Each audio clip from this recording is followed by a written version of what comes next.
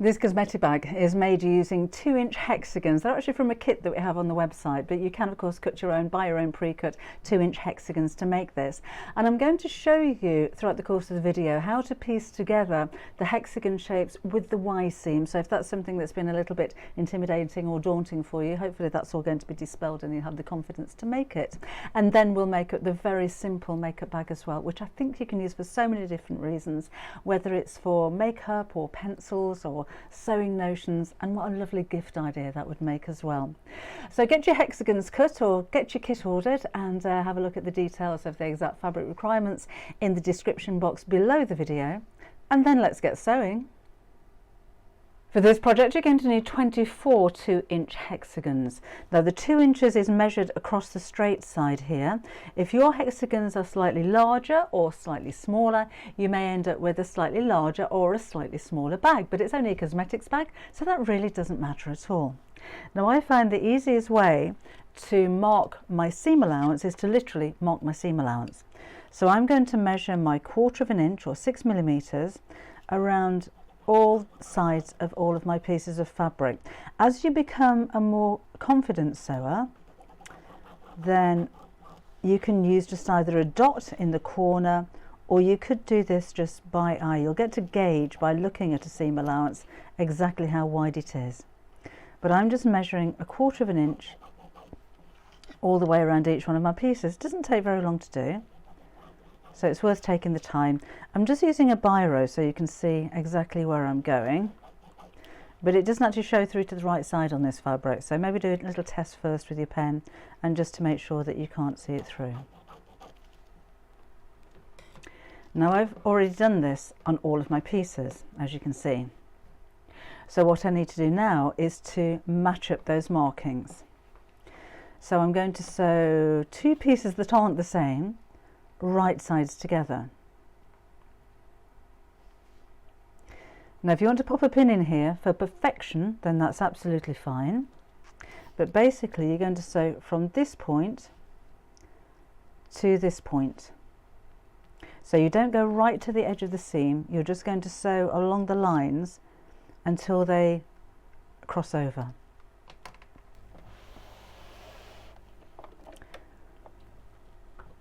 So let's pop my needle down exactly over that position. If you have a 1/4 inch position on your sewing machine, or you have a 1/4 inch foot, that may help.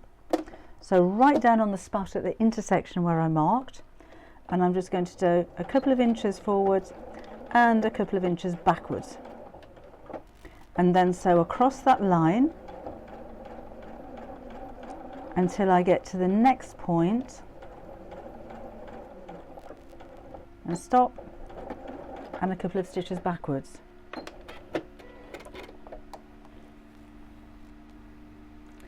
So I've got my seam sewn closed, but with a little bit left open at each end. So let's sew a row. Let's just do 3 in this one. You'll be doing rows of 4 when you come to do your project. So let's match the edges up together, and it's important that you're accurate with these. Pop the needle down by hand right over the point where those lines meet, forwards, backwards, down to the end of the line and backwards. So there's my 3. We'll do one more actually. I'll just sew 2 rows together here for you, so you can get the idea of how this works. So needle down over that point, backwards, forwards, reverse back. So you can see you get quicker as you go. So we have this. Now the next seam, you can finger press these if you like at this point. If you wanted to press the seams open, then that's fine. I wouldn't go to the trouble of getting the iron out at this point, but you can finger press them if you wish. So just let's crease those. Don't have to press them all open. They could go to one side, that doesn't really matter. Then we'll sew together the next row of 4, and I'm trying not to have 2 that meet. That doesn't really matter.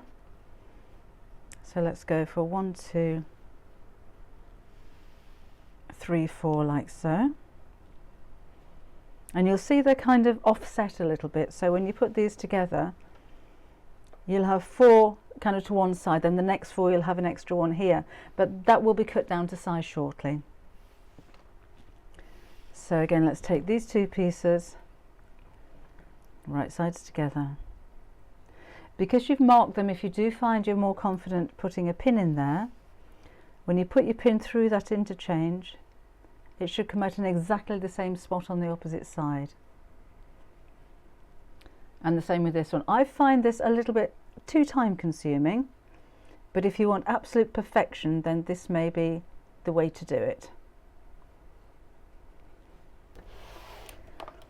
So again, I'm going to start with the needle down, not over the pin, right over where those lines cross over,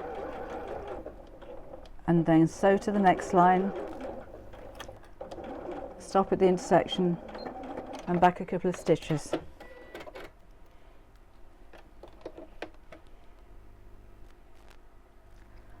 Then my next one, right sides together. I'm not going to pin all the way across these. I think when you've measured and marked and lined all of these up, I don't really see the need. If you do want them to be so perfect, then do pin them.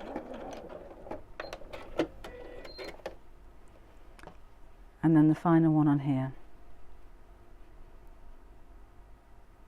I suppose it's what you're making and how much patience you have. This is going to be a cosmetic bag for me. So to be honest, if my points aren't absolutely perfect, I don't really mind. But if you want them to be, then this is where you really need to take your time.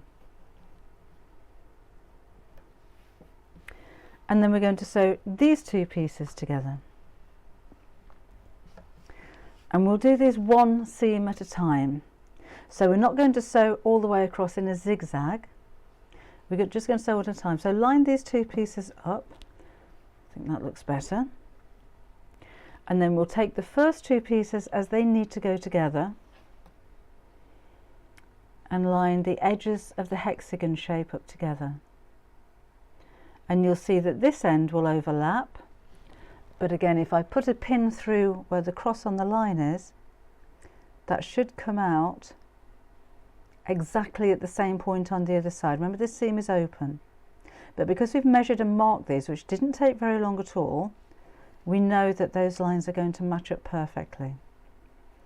So again, let's do the same as we did before. So we'll pop the needle down right over the intersection, a couple of stitches backwards, stop at the next one, snip your thread, and then when we fold this back, the edges here should match. Here it does overlap a little bit, and that should overlap by 1/4 of an inch. So let's turn this over, ease this out. So I've got the raw edges matching. Again, line up the edges and we'll sew straight across this line. So the needle now is actually going down at exactly the same point as the previous seam finished. That could have been matched up a little bit better there.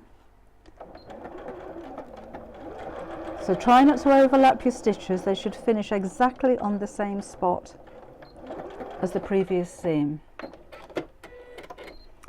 So when we open it out, we've got a perfect point.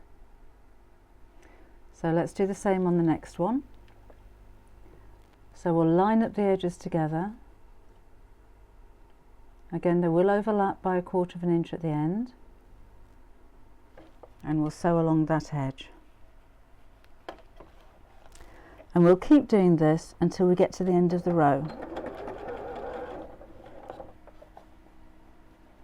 Be careful as well not to stretch your fabric. Some of these pieces will actually be cut on the bias, so it does mean that some sides will stretch if you pull them, and we don't want that to happen. So just keep everything nice and flat as you're sewing. Let's go on to the next one. And again, you will get quicker as you sew with this technique, but it just means that those Y seams just aren't quite as scary as you imagine them to be. Onto the end of the line and snip. So we're almost to the end of the row. Carry on with the next one.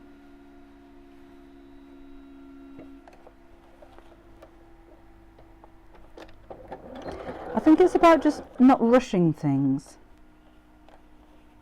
about taking your time, enjoying what you're doing, enjoying seeing the whole thing come together,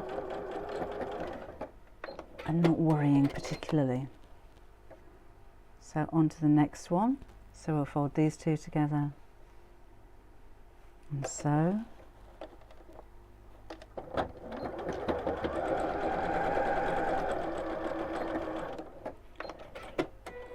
And then my final edge will actually be these two. Fold together and sew.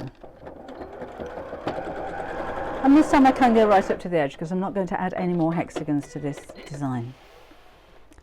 So when I open this up, I've got my perfect points. Then I'm going to turn this over to the wrong side and I'm going to press it.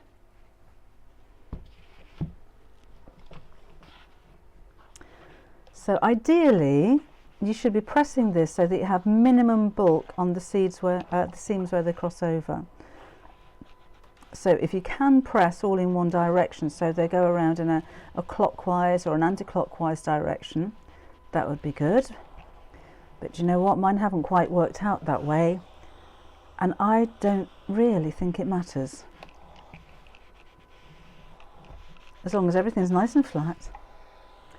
And again, when I turn this over, I've got those nice flat seams.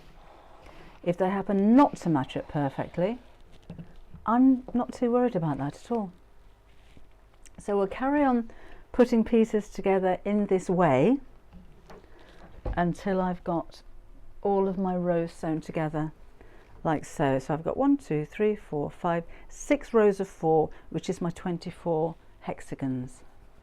And then what I'm going to do with this one, because this will be folded in half and that's what's going to make our bag. So I'm going to put some fusible fleece on the wrong side and then we're going to quilt this.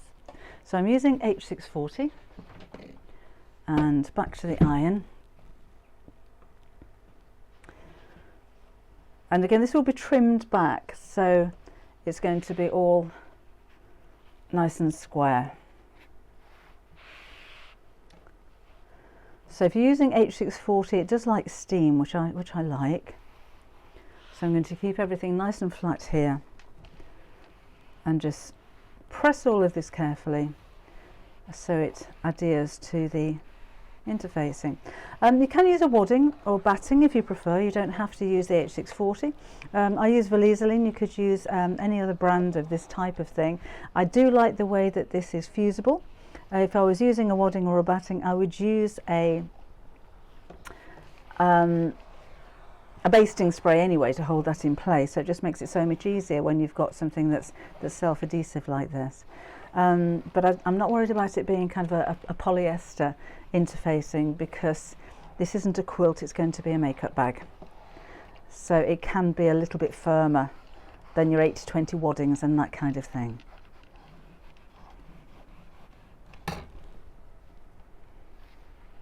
Now before I cut this to exactly the same size as my makeup bag is going to be, I'm just going to trim away the excess interfacing. And I'm going to quilt it at this point. So there's several ways you can do this. If you wanted to sew inside each one of the hexagons, that would be very nice. You could do a big hand stitch around each one of these, which would look fabulous. I'm going to do a zigzag stitch just across each piece like this, but you could do cross hatching, sewing through the center of it, you know, whatever you want to. A circle in the middle of each one, a little heart shape, or you can stitch in the ditch or even not quilt at all. That's up to you. But I've lengthened the stitch on my sewing machine to a number 3, and I'm just going to sew, it's echo quilting, just along the edge of the seam of each one of the zigzag shapes. And I'm using a lilac thread because I thought that would stand out, but not too much. And this is quite an easy way of quilting. So if you're using a batting or wadding that isn't fusible, then this is when you need to quilt to hold that in place.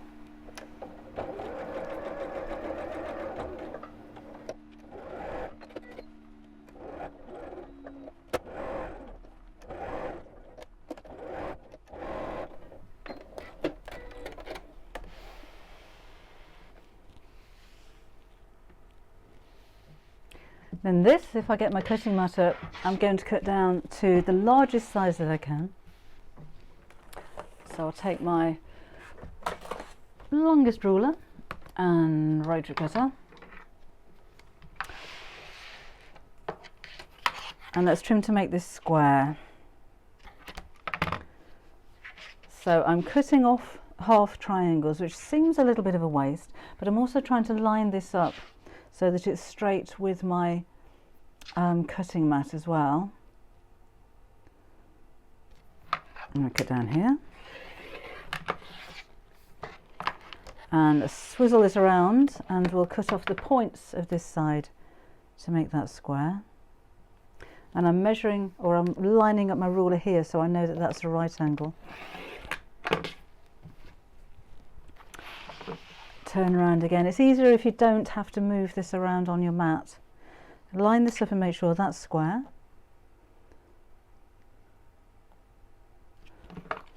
So some of these may have twisted a little bit, so you expect these to line up perfectly, and sometimes they don't quite, but that's why we're cutting it down. And we'll trim off those points again, making sure this is square so I've got a right angle. And we'll trim that one down. Let's pop that away. And then the finished size of my patchwork piece in inches is now 14.5 by 10.5 inches long. So that's how the outside of my bag is going to look when it's folded in half. So what we need to do now is to cut the lining pieces. So my lining fabric was one piece of fabric which is the same width as my bag fabric, but 1 inch longer, and then I've cut it in half across the width down the centre here. So now I've got my lining pieces, I'm going to fit the zip. So I've actually got a couple of pieces of scrap fabric here, the same as the lining fabric, and I'm just going to cut that in half. If I can find the scissors. These will be cut down to the right size later on, so they're approximately 2 inches by 1.5 inches, something like that, but don't worry about those being exactly the right length, as long as they're longer and wider than the zip. So my zip's going to go across the top of here, again too long. I'm going to chop off the metal stoppers at one end so the needle isn't going to hit those, like normal. And I want the zip to be about 1 inch or 2.5 centimetres shorter than each end of my bag. Just chop that off. Then we'll take each one of these little pieces and sew these to each end of the zip. So right sides together. And now this end of the zip is open, and you may find something like a little bit of glue from a glue stick will just help to keep those two closed as we're sewing this together. So let's pop the ends closed and put that in the centre of the fabric,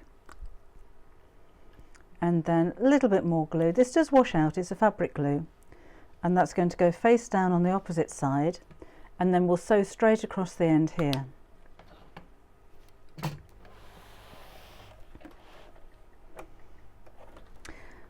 With about 1/4 inch seam allowance. I tend to use the edge of my foot, which on this machine is actually 1/4 inch, so that's really helpful. So we have this, and then we'll do the same with the opposite end of the zip. So So again, these are way too big, but I'm not concerned about that. They will be cut down to the right size shortly. And so straight across the end again.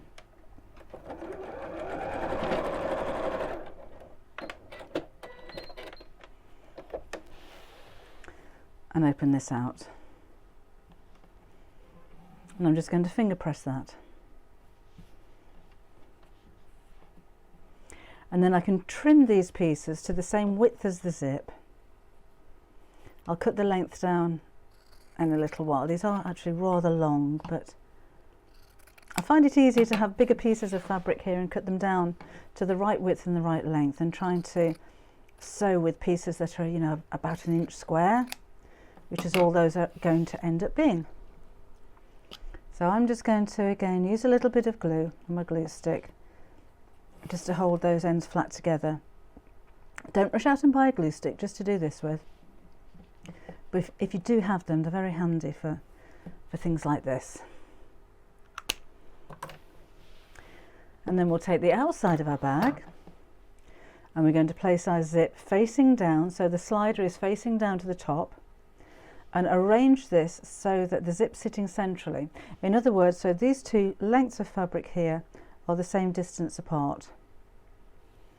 And then if you want to pop a few clips in there, then that would be a good idea.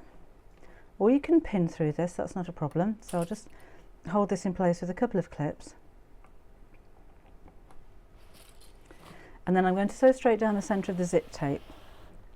So I'm not going to put the zipper foot on my sewing machine.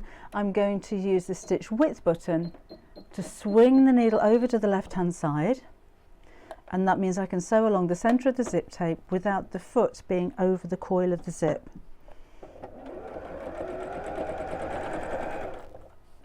Take your clips out as you sew and sew straight down. Now when you come to the slider, that's going to make my stitches go a little bit wobbly. So I'm going to lift my presser foot up. Some machines have an extra high presser foot lift, so you could use that. Leave the needle down and manoeuvre the zip out of the way. Put your foot down and then carry on sewing.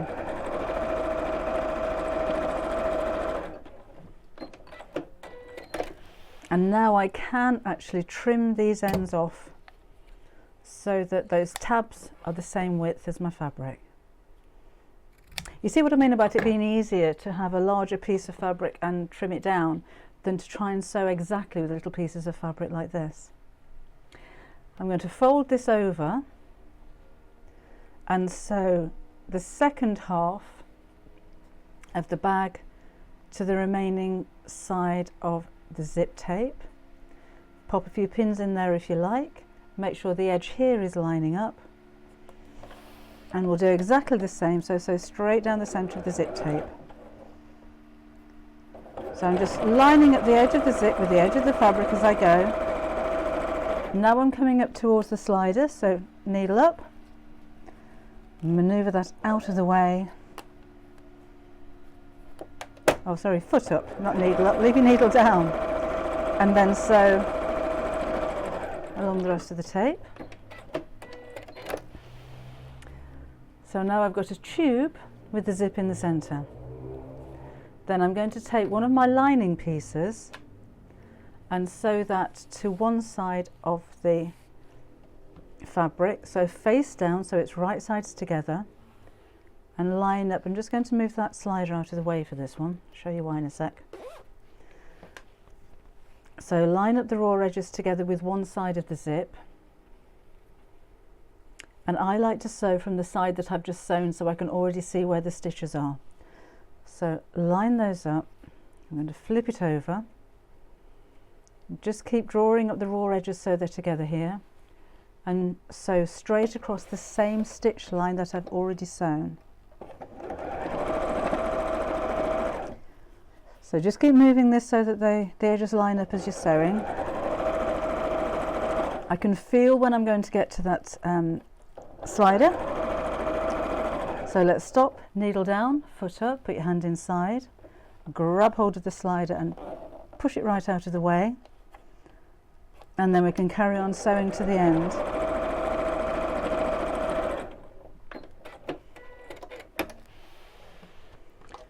So that's one piece of lining fabric, one piece of outer fabric, and the zip's actually trapped in the center. So let's move that out of the way. Just got the zip caught there on the tape. And then we're going to sew the opposite side of the lining. So let's move this out of the way here. Let's try and uncatch the zip from the, that's it.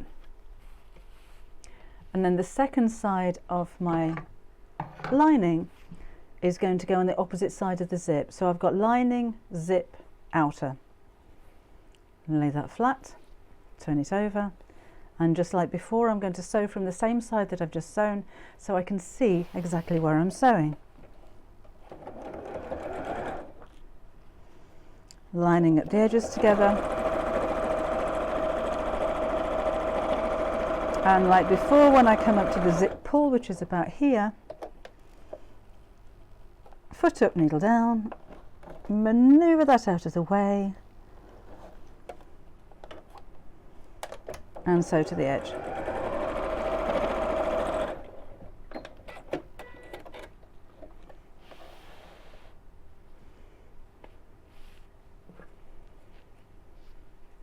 So that's my lining in place. Now you can, if you want to, I'm just going to press this. You could try top stitching all the way around the zip. It may be a little bit tricky because you've got to maneuver all of this underneath your sewing machine to sew around in a box shape, but I'll leave that up to you. I'm not going to for this one. It's not entirely necessary. So I've just unplugged my iron. So I'll give that a second to warm up. And I'm just going to press the fabric away from the zip. And that'll hold it. Again, if you want to top stitch, it may be a little bit fiddly, but I just thought I'd show you the easiest way of doing this. So let's press here. So just waiting for this to heat up. Oh, here we go. Just waiting for the iron to heat up. We'll give this another press before we've finished anyhow, but this will just help to keep it in place at the moment. Right, and then we're going to take the lining pieces and fold them right sides together. So I've got my loop of outer fabric here and my two lining pieces here, and I'm going to just put a couple of pins in there to hold that in place. Not too close to where I'm sewing. And then I'm going to sew down each side here. When you come to the section here where the zip and the lining is, you'll see there's like a bar going across here, like an H shape. So push that towards the lining and we'll sew straight down both sides, but this time leave a turning up in the bottom of around about 3 or 4 inches, or maybe about 8 centimeters. So here we go.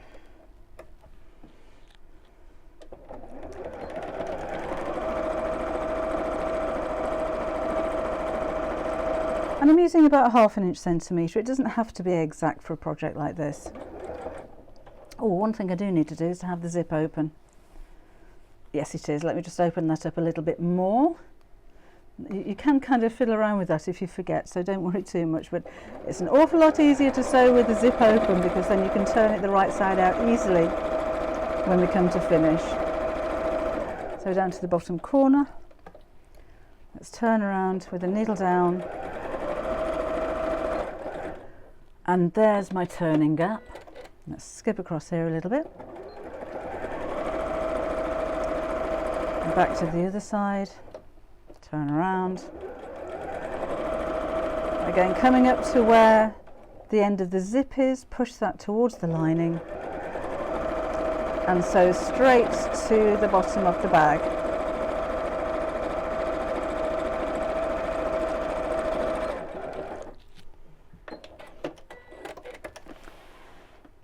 Take out those pins. I'm going to snip off the corners, so not through the stitches, but just snip off the excess fabric leading up to the corner and straight across on the lining side. And then we'll turn this the right side out. This is why you needed to leave the zip open. So let's just pull this through.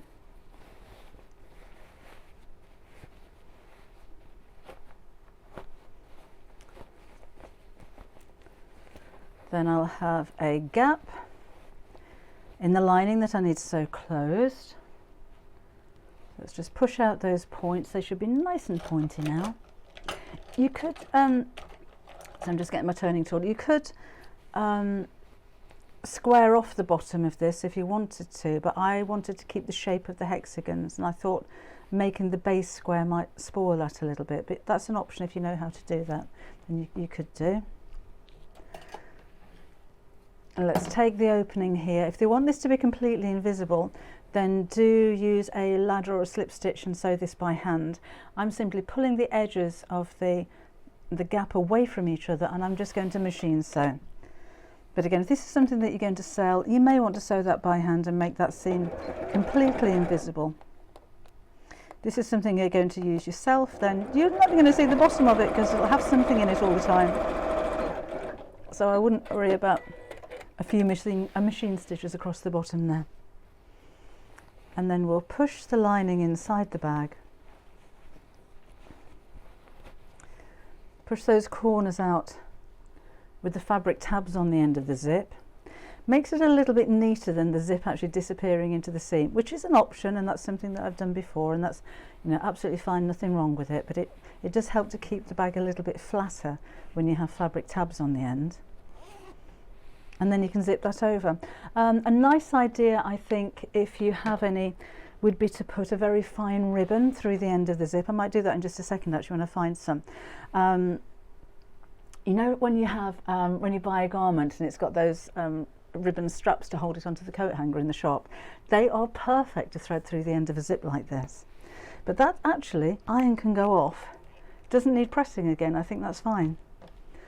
So again, there's my pouch from the one side and the other side, with my nice neat Y seams that weren't anywhere near as scary as we thought they were going to be, and fully lined on the inside as well. So I hope you enjoyed the tutorial, and I do hope you make lots of them. I mean, do make them to sell, make them for gifts. These could be for any member of your family, and it could be anything from a cosmetic case to a pencil case, or even somewhere to keep your haberdashery and your notions and your bits and bobs for your sewing projects as well. So I hope you enjoyed it. I shall see you again very soon. Bye bye.